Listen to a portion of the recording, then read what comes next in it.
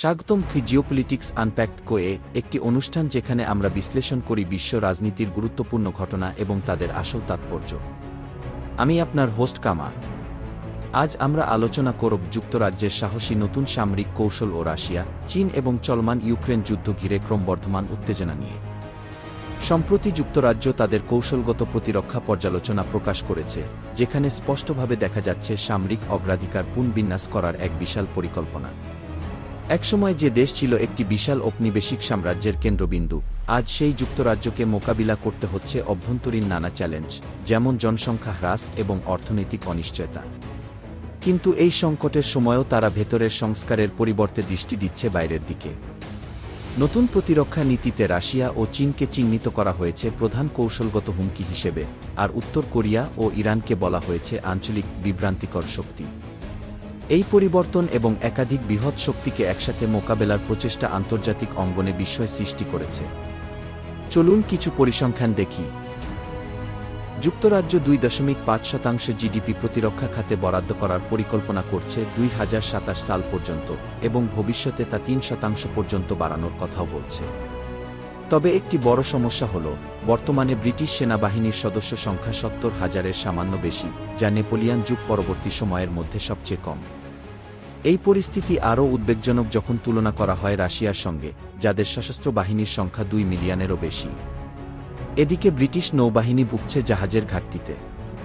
এমনকি বলা হচ্ছে বর্তমানে তাদের অ্যাডমিরাল সংখ্যা যুদ্ধজাহাজের সংখ্যার চেয়েও বেশি।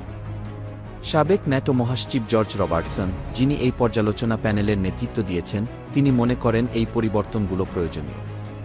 তিনি বলেন, আমরা এখন এমন এক নতুন হুমকির যুগে প্রবেশ করেছি, যেখানে কৃত্রিম বুদ্ধিমত্তা, ড্রোন এবং অসম যুদ্ধ নতুন বাস্তবতা। প্রতিবেদনটি নতুন প্রযুক্তিতে বিনিয়োগের উপর জোর দিয়েছে, বিশেষ করে ড্রোন, সাইবার সক্ষমতা এবং এআই, যা তুলনামূলকভাবে কম খরচে কৌশলগত সুবিধা দেয়। এছাড়াও রয়েছে একটি স্বেচ্ছাসেবী হোম গার্ড গঠনের প্রস্তাব, যাদের কাজ হবে বিমানবন্দরসহ গুরুত্বপূর্ণ অবকাঠামো রক্ষা করা ড্রোন হামলা বা নাশকতা থেকে।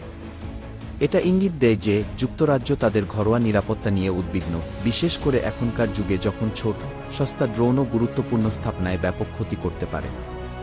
একটি অত্যন্ত বিতর্কিত প্রস্তাব উঠে এসেছে সাম্প্রতিক যুক্তরাজ্য কৌশল আলোচনায়।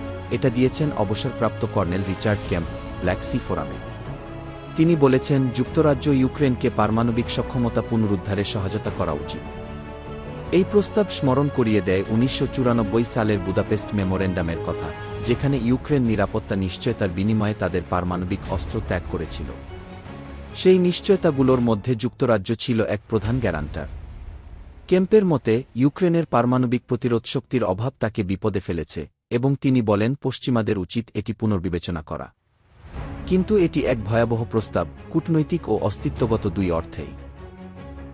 যদি ইউক্রেন পুনরায় পারমাণবিক অস্ত্র অর্জন করে, তবে তা নিশ্চিতভাবেই রাশিয়ার প্রবল প্রতিক্রিয়া ডেকে আনবে, কারণ তারা বহুবার এই বিষয়ে তাদের রেড লাইন এর কথা বলেছে। তাহলে এর মানে কি? যুক্তরাজ্য তার কৌশলগত উচ্চাকাঙ্ক্ষা বাড়াচ্ছে, কিন্তু একই সঙ্গে বাড়ছে চ্যালেঞ্জ। একটি ছোট সেনাবাহিনী, সীমিত সম্পদ এবং পারমাণবিক পুনর্নির্মাণ নিয়ে অতিরিক্ত বক্তব্য, এই পথটি খুব সহজ নয়। প্রধান প্রশ্ন রয়ে যায়, যুক্তরাজ্য কি বিশ্ব নিরাপত্তার কেন্দ্রে থাকতে পারবে, নাকি তারা এমন এক বিশ্বে নিজেদের অতিরিক্তভাবে ছড়িয়ে দিচ্ছে যেখানে অনেক নতুন শক্তি নিয়ম নির্ধারণ করছে? আমরা এই বিষয়টি গভীরভাবে পর্যবেক্ষণ করব। এটাই ছিল আজকের পর্ব জিওপলিটিক্স আনপ্যাকড। যদি এই আলোচনা আপনার ভালো লেগে থাকে, তাহলে সাবস্ক্রাইব করুন, রিভিউ দিন এবং এই পর্বটি শেয়ার করুন তাদের সঙ্গে, যারা আগ্রহী বিশ্ব রাজনীতি ও প্রতিরক্ষা বিশ্লেষণে। পরবর্তী পর্ব পর্যন্ত সতর্ক থাকুন, সচেতন থাকুন।